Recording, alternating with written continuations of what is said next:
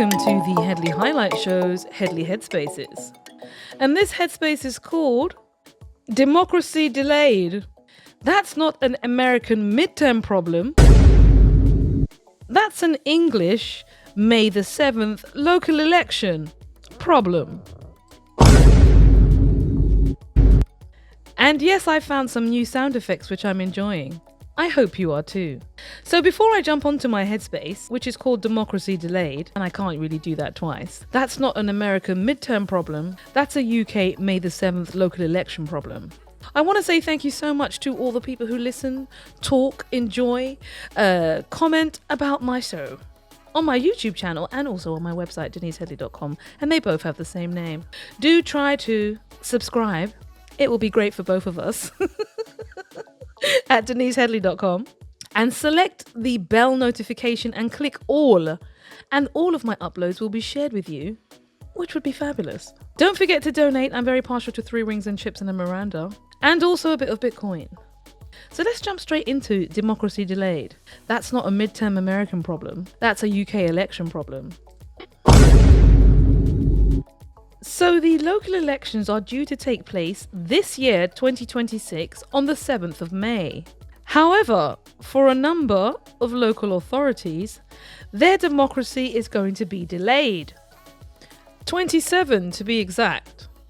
And these include Adbar Borough Council, Basildon Borough Council, Blackburn with Durham Council, Burnley Borough Council, Cheltenham Borough Council, Chorley Borough Council, City of Lincoln Council, Crawley Borough Council, East Sussex Borough Council, Exeter City Council, Hastings Borough Council, Hyderburn Borough Council, Ipswich Borough Council, Norwich City Council, Nuneaton and Bedworth Borough Council, Peterborough Council, Preston City Council, Redditch Borough Council, Rugby Borough Council, Stevenage Borough Council, Tamworth Borough Council, Thurrock Council, West Sussex County Council, Worthing Borough Council. Those not yet confirmed but still considering it is Cannock Chase District Council and Welwyn Hatfield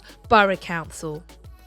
Do any of those councils come under any of my listeners' orbits in terms of whether or not your council is going to be delaying? You're happy to share that detail. And I think this is interesting because quite often when we are directed to look at democracy and democracy being in action in a particular way, and when we want to demonstrate that inaction is taking place, we often point the finger externally and look and say, look, oh, over there, those elections are not democratic, or we don't ratify them, or we don't agree with the outcome, or, you know, in the case of Mr. President Trump, the midterms are going to be cancelled, and this is an indication of a dictator, which essentially I would have to agree at this point in his premiership, he is acting like a dictator. But the point is, we're always pointing over to somebody else. Well, how about having a closer look to home? I just read you a considerable list of councils who are not going to have elections on May the 7th. 19 of those councils are Labour-led councils, 3 are Conservative councils, 2 are the Liberal Democrat councils, and some of the smaller councils have a combination of political parties, almost like a coalition running them, who are not taking part in the election. And I have seen some conversation about it, but it's been minimal. And the framing of the conversation has always been under the grounds of reorganisation. So for argument's sake, the Evening Standard, it's not no longer the Evening Standard, it's called the Digital Standard, said furious backlash grows against cancelling dozens of local elections. And then it says here, this is something called New Start magazine. Councils seek election delays amid local government overhaul. Now, I don't know how many people understand what's actually precipitating the delays, or what's being told is precipitating the delays for the election, and I'm going to go into that in a minute. But it's really important to note that democracy is actually being suspended in this country. And whether or not you would consider it like that, just because you've had the framing of it's to do with a government overhaul, it's to do with potentially other pressures on local authorities. The point is, democracy is being delayed for over 5 million people. That's the number of people who are going to be impacted by the fact that their local authorities are not going to have local elections this year on May the 7th. And I think there's also some political ramifications, because I'm sure you're fully aware of my opinion of the current administration of the UK with Mr. Keir Starmer and the Labour Party. It's very beneficial, in my opinion, for an incumbent leader who's probably, 13% in the popularity polls, to delay democracy, because essentially what's going to happen is he's going to experience this in the ballot box. An absolute bloody nose.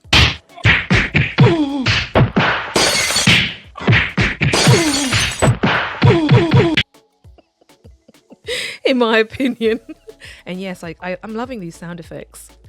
So it's an advantage for Keir Starmer and his unpopular government to delay the elections. But what's more interesting is the reason and the rationale for the delay in those elections. And what's taking place is that a number of councils are undergoing reorganisation. So this reorganisation allowed two-tier county and district structures to apply to delay the election because they were going to become unitary or combined authorities. They were basically merging with some of the smaller councils, becoming larger entities. But the question you need to also ask yourself is, why is this necessary, and why is the government having this as an objective? And the main reason I think this is because of financial pressure.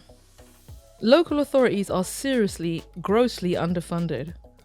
County councils have statutory obligations to education, social care and highways, and district and borough councils usually manage things such as planning, waste and housing. And all of these areas, especially education, social care and SEND services for people with very special needs young children, these costs often outstrip the provision that's given to pay for them in what's called the local government settlement. Basically, it's a check to pay for local provision of services in a community or a district or borough council. And East Sussex, West Sussex, Norfolk, Suffolk, Essex, Hertfordshire, parts of Lanarkshire and Warwickshire and Staffordshire councils, they are all going to be merged. Both the district and county councils will effectively be abolished. And these financial pressures, in my opinion, are the main reason behind the delay in democracy for over 5 million people. The councils say that we can't basically afford to do the election because in these circumstances staff are being relocated, budgets are being restructured, and council boundaries and responsibilities potentially will change. Therefore, holding an election at this time would be counterproductive. I'm not sure I agree with that. I'm not sure I even agree with that assessment. I think the bigger issue for those councils is that they can't afford to hold those elections because they're so cash-strapped and many of them are leaching into their reserves. This change won't be affecting London, metropolitan boroughs or existing unitary authorities, Scotland, Wales or Northern Ireland. This is just an England-only policy. And I believe, like I said earlier in the Headspace, this benefits the incumbent parties because all of those councillors who are in place, especially in those Labour boroughs, they're going to remain in place because there's going to be no local election. So democracy is effectively being usurped until potentially 2027. And because it's not being framed within the context of democracy being delayed or, the democratic mandate to continue to run a local authority, which is ratified by a local election, that's no longer going to be there. There just seems to be minimal conversation about it. And like I said in the very beginning, we're often told to look at other countries and point to their democratic processes and say, oh, well, they haven't acted in a democratic fashion. Well, I think we could point that finger very firmly at ourselves, because I can't understand, if you are planning a policy, the electoral cycle, it comes around for local elections, for national elections. It's not a fixed exercise. So why would you then have a policy like this, which is going to impact on the local elections and effectively, remove the democratic mandate for over 5 million people, when the rest of the country will be engaging in this exercise, but they'll be excluded? That points to poor management or strategic thinking, because you basically know that you are going to get, like I said, a bloody nose in the ballot box. So because I am very fortunate to have listeners from all around the UK, is this delayed democracy going to impact on you?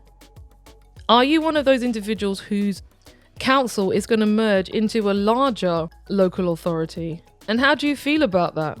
Do you think you will be better served within a bigger structure, or would you like to preserve the existing structure that you have locally? Or have you seen an increasing cost in your council tax as local authorities seek to raise the council tax as a revenue generating source of income, whilst their initial funding from the local government settlement doesn't reach all of the areas it needs to reach, primarily because the cost of services have gone up and there are minimal efficiencies to be gained? Oh, something I forgot to mention. There was a settlement.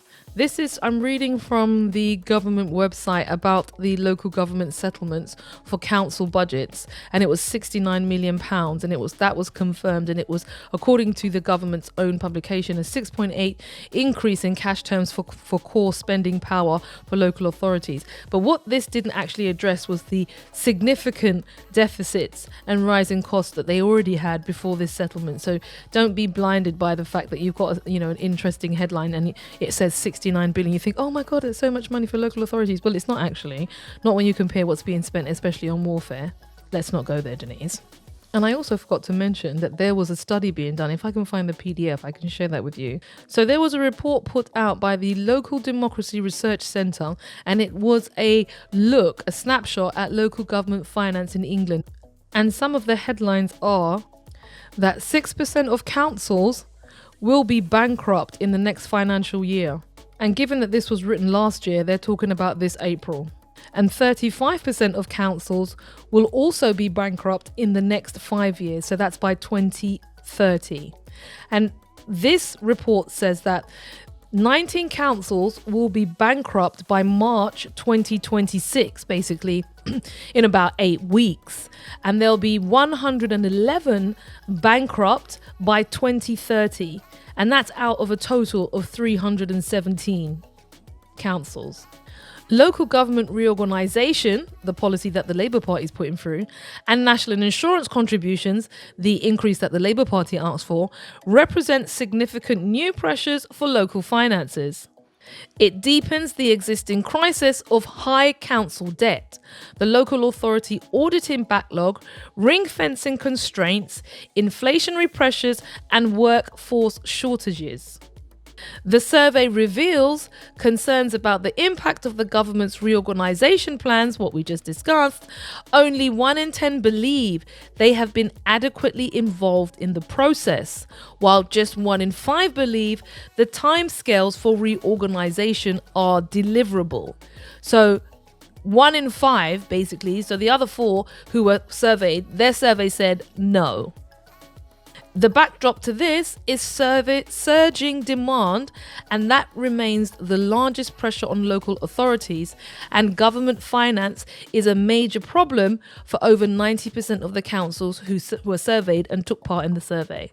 So that's just some information about what's coming in terms of the next financial year. And finally, it said increasing council tax by 94% is going to be something that we're going to be seeing. Local authorities are going to increase fees and charges, selling and transferring public assets. So basically your local parks could potentially be flats, and increasing commercial activity and increasing their borrowing. So this is what is being faced by local authorities, and one of the reasons why the democracy has been delayed, because they can't basically afford to run the election, in my opinion. That, and along with the government's policies of reorganisation, which 1 in 5 of them felt they weren't even involved in the process. So as I conclude this, democracy delayed, I think the point I was trying to make earlier was, one, let's not always point the finger at other people. We should actually look at ourselves and also ask ourselves, why have policies been put in place which further put constraints and pressures on local authorities? Is this a process of essentially keep on pressing the local authority back until it completely explodes, and then we can have the likes of, I don't know, Palantir, the Tony Blair Institute, I don't know how many other chums from the Chumocracy's business will be running local services? What do you think? Give me your thoughts, your 2 cities, your 3 pence, or your declining dollar price.